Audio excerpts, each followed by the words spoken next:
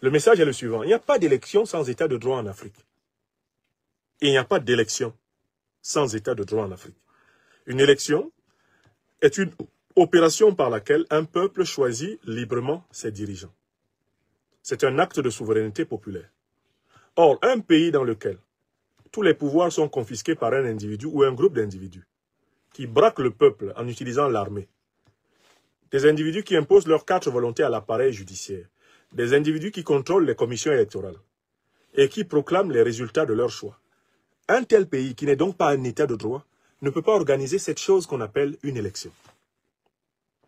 Je vois de nombreux Africains et Africaines persister à penser que il faut, espérer que des dictateurs au pouvoir, au Cameroun, en Côte d'Ivoire, au Congo, etc., qu'il faut espérer qu'ils organisent des élections que eux ils vont gagner. Je pose la question de savoir, mais comment vous pouvez gagner une élection sur laquelle vous n'avez aucun contrôle? Vous n'avez pas le contrôle du comportement de l'armée, de la police et de la gendarmerie envers vous. Aucun contrôle dessus. Donc sur l'usage qui peut être fait de la force. Vous n'avez aucun contrôle sur la justice. Vous n'avez aucune garantie que la justice va être indépendante. Vous n'avez pas ça. Troisième élément. Vous n'avez aucune garantie que les institutions électorales sont composées de gens véritablement neutres, objectifs, rigoureux. Et que ces gens-là vont veiller à restituer l'expression des urnes.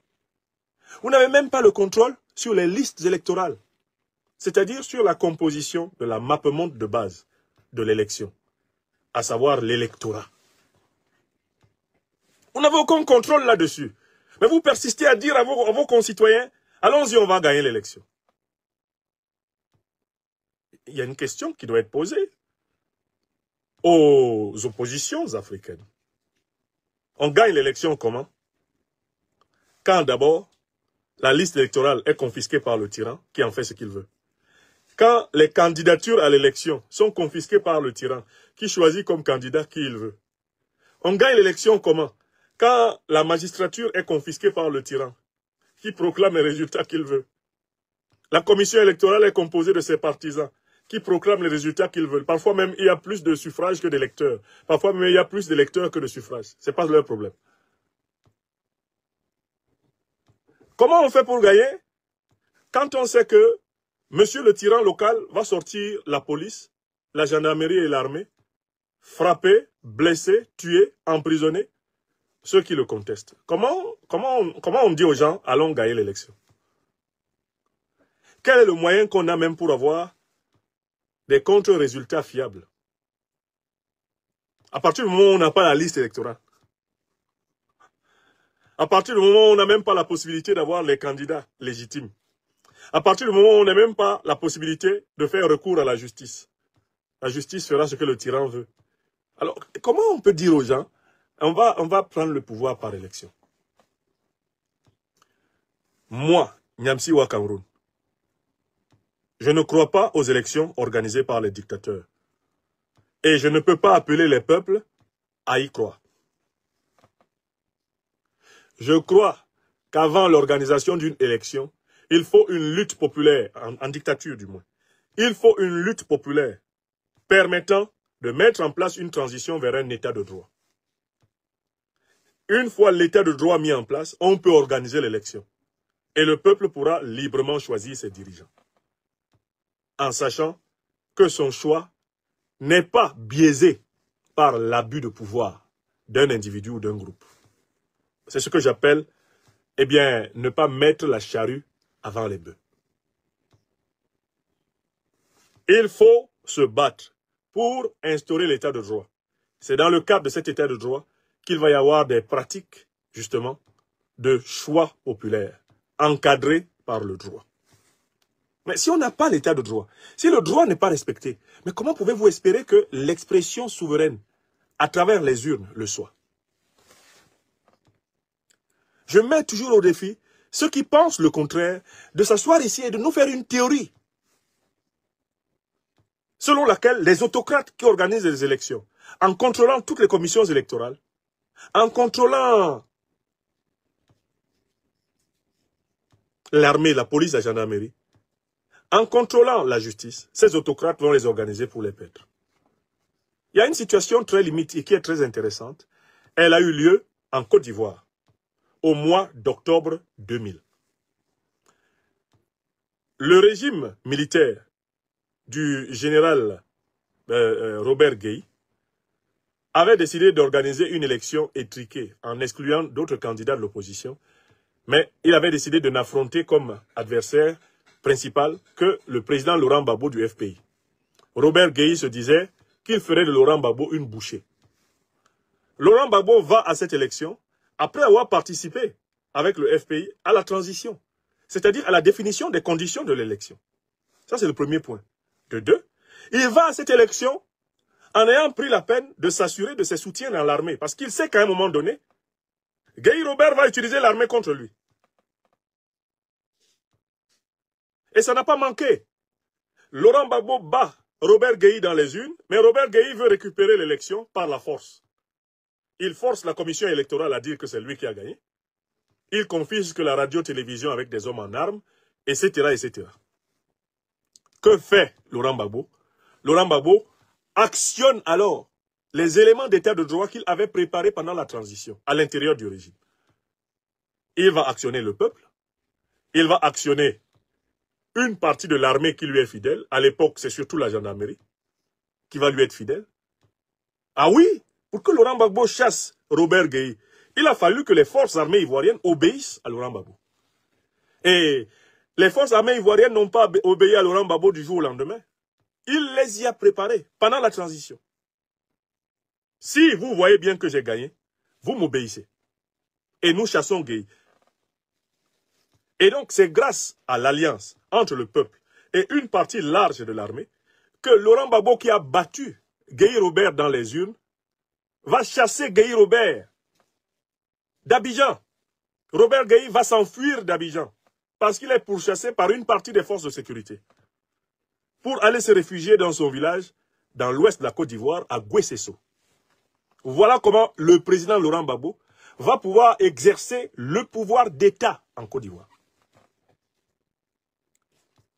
Donc, il est allé à l'élection de 2000, mais pendant la période de transition, entre le 24 décembre 1999 et le mois d'octobre 2000, Laurent Gbagbo a préparé les conditions de la défense de l'état de droit à l'intérieur de la transition. C'est-à-dire qu'il était collé corps à corps avec Robert Gueye pour se préparer au moment de la bagarre. Si Laurent Gbagbo n'avait pas été engagé à l'intérieur d'une transition, il n'y aurait pas eu la capacité de mobiliser l'armée et le peuple pour la défense de sa victoire. C'est parce qu'il a battu le général Gueye dans le terrain du commandement. Alors les gens aiment dire, il l'a battu même dans les casernes. Ça ne suffit pas. Il ne suffisait pas seulement de le battre dans les casernes, il fallait te faire obéir par les casernes. Laurent Gbagbo a réussi à se faire obéir par les casernes. Avant sa prestation de serment, les casernes lui avaient déjà obéi. C'est pour ça que Gueye Robert a fui. Et que Laurent Gbagbo a pu prêter serment. Donc, prenez juste ce cas d'école. Et vous vous rendez compte que vous allez à une élection en vous assurant pas que vous avez la capacité d'empêcher le dictateur de confisquer la justice, de confisquer la commission électorale, de confisquer l'armée. Si vous n'avez pas cette capacité-là, n'amenez pas les enfants des gens dans une aventure inutile. C'est ce que je voulais dire aujourd'hui. Ou alors, il faut avoir l'honnêteté de dire, nous devons nous battre pour une transition politique, nous permettant d'instaurer un état de droit qui nous permettra d'organiser des élections. Moi, je pense que c'est le chemin incontournable de pays comme le Cameroun, la Côte d'Ivoire, le Congo-Brazzaville, d'accord, et le Togo, sont des pays qui devront passer par une transition politique permettant d'instaurer un état de droit qui permettra d'organiser des élections. Et il ne faut pas amener les peuples à l'abattoir pour une mauvaise cause. Il faut que les peuples sachent pourquoi ils peuvent consentir des sacrifices. Et qu'il y a une méthode.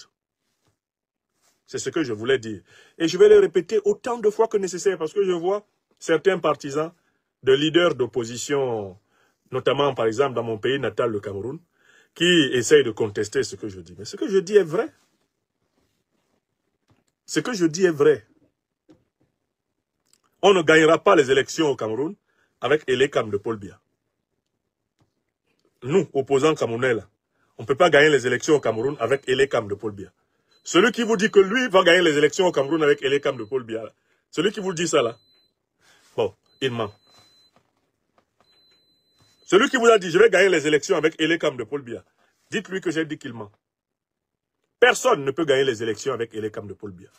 Elekam de Paul Biya se contentera de proclamer Paul Biya ou l'homme imposé par le système de Paul Biya élu.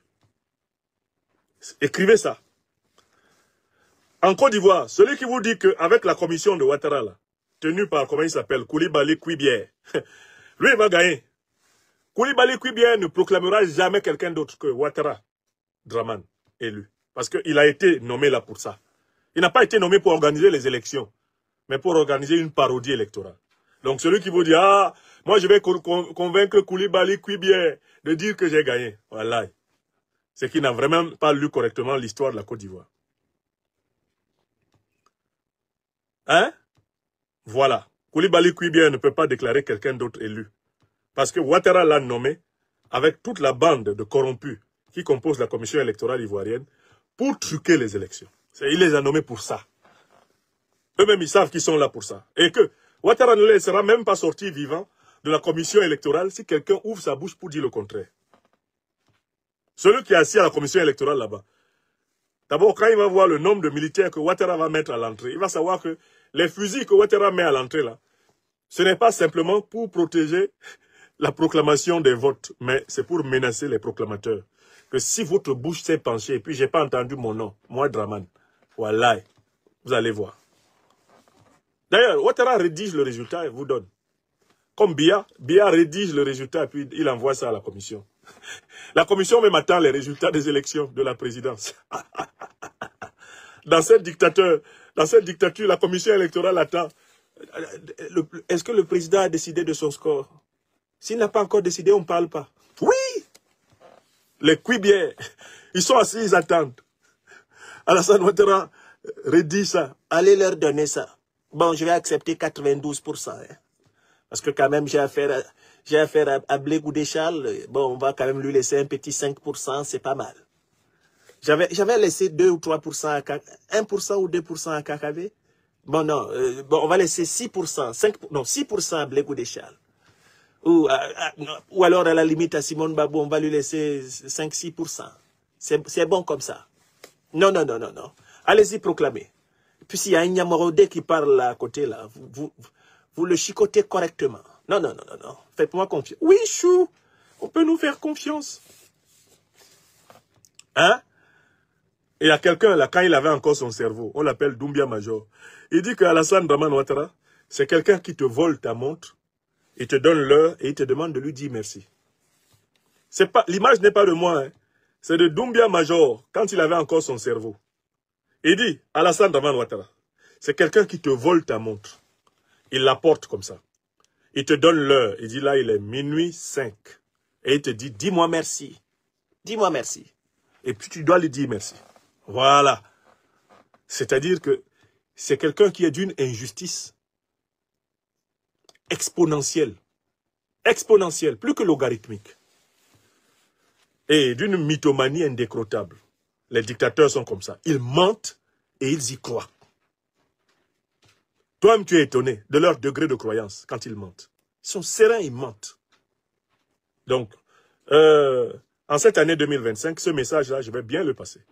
Mobilisons nos peuples pour lutter pour des états de droit. Là où il y a des dictatures, ce sont les états de droit qui vont nous permettre d'organiser plus tard des élections. Les états de droit peuvent être instaurés par la voie pacifique de la mobilisation et de la réforme, tout comme ils peuvent être organisés par la voie révolutionnaire. Il n'y a que deux méthodes. Hein. Soit le tyran met de l'eau dans son vin et accepte que le peuple, instaure un état de droit et respecte les règles de l'état de droit dans le cadre d'un processus de réconciliation nationale. Soit le tyran va faire face au peuple, le peuple en révolution, qui dépose le tyran, met en place une transition, fonde son état de droit et organise les élections. C'est tout. En attendant, dans une dictature, il n'y a pas d'élection, il y a parodie électorale. Écrivez ça. Dans une dictature, il n'y a pas d'élection, il y a parodie électorale. Écrivez ça. Mon jeune frère en Allemagne, Christian Djoko, j'ai vu ta vidéo où tu essayes de m'expliquer quelque chose que tu ne comprends pas toi-même. Écris ça, Djoko, mon jeune frère bien-aimé. En dictature, il n'y a pas d'élection, il y a une parodie électorale. Et il ne faut pas amener les peuples à une confrontation électorale, alors qu'on sait très bien qu'ils n'ont pas les moyens d'imposer l'état de droit. Il faut dire au peuple, nous devons lutter pour l'état de droit. Ça s'appelle être honnête. Et cela s'appelle aussi avoir étudié l'histoire. Étudier l'histoire. Chez nous au Cameroun, regardez ce qui s'est passé en 1992. Frundi est sorti. Ah, my stolen victory. On m'a volé ma victoire. Jusqu'aujourd'hui, il est dans la tombe. Après Frundi, quelle est la grande personnalité de l'opposition qui a émergé face à Biya? Elle s'appelle le professeur Maurice Kamto. On lui a volé 2018. Il a crié, oh, my stolen victory, ma victoire volée. On est où actuellement? Et vous pensez qu'en 2025, avec le même Elekam, avec les Mboutouz et tous les voyous que Paul Biya vient de nommer là, il va y avoir quel résultat? Vous allez encore vous tenir devant les gens en octobre 2025. Oh, on nous a volé la victoire. Vous allez dire ça à qui? C'est pas à Niamsi, je vous ai prévenu. C'est pas ça. L'objectif de la lutte, ce n'est pas l'élection d'Elekam. L'objectif de la lutte, c'est l'état de droit camerounais, pour moi. Donc, mais par contre, je respecte ceux qui pensent qu'ils vont faire la magie aux élections. Mais il fallait faire la magie en 2018. On est en 2025, 7 ans plus tard. Toute la magie qu'on a faite, ça a donné quoi? Dans nos pays, là, on doit sortir de la prison du tribalisme, on doit sortir de la prison du régionalisme, on doit sortir de la prison du clanisme pour se penser en citoyen africain.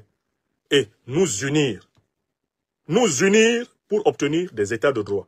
C'est dans ces états de droit obtenus dans des transitions politiques courageuses qui nous permettront de mettre en place des processus électoraux irréprochables. Voilà. Voilà. On doit se battre pour restaurer l'état de droit.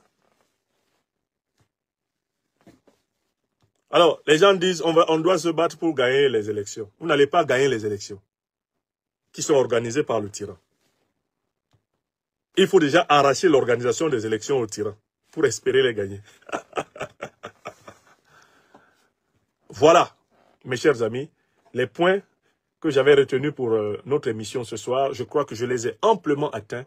Et cela fait exactement 2 heures et bientôt 7 minutes que je vous parlais. Vous étiez très nombreux ce dimanche soir à suivre ce programme. J'espère que vous l'avez partagé, que vous ne l'avez pas gardé pour vous tout seul. Le Festival des vérités crues de votre serviteur est un service transversal à la société africaine mondiale. Merci à celles et ceux qui partagent nos programmes, à celles et ceux qui nous soutiennent par leurs abonnements spéciaux, à celles et ceux qui nous soutiennent par des commentaires argumentés. Merci à celles et ceux qui s'inspirent de ce que nous faisons pour faire de même, voire mieux, et bien sur leur réseau personnel, car nous espérons faire tache d'huile et inspirer beaucoup d'Africains pour marcher sur le noble chemin de la vérité, justice, solidarité de nos ancêtres angélisés et valeurs centrales potomitan de la civilisation traditionnelle africaine dont nous sommes un serviteur. Merci Philippe Vivier. Je suis de très près vos commentaires remplis d'ironie, de finesse et de ruse. Philippe Vivier, le Strasbourgeois, si je ne m'abuse. Téléphone rouge, ça vous manque. Je sais que le téléphone rouge vous manque du tonnerre. Mais, nous allons faire venir M. Ouattara à un moment incroyable. Ça va être quelque chose. Je continue à l'écouter, Ouattara. Hein, M. Ouattara? Oui, Chou, il continue à nous écouter. Vous aurez votre téléphone rouge. N'ayez pas peur. Vous aurez même une cascade de téléphones rouges. Bon début de semaine à toutes et à tous. La première chose, abonnez-vous à cette page. Cliquez sur le bouton s'abonner qui s'affiche juste en bas. Et la deuxième chose, cliquez sur la cloche de notification pour ne rater aucune des vidéos que je publie ici très régulièrement. Retrouvez KDV Africa sur YouTube, Facebook, TikTok.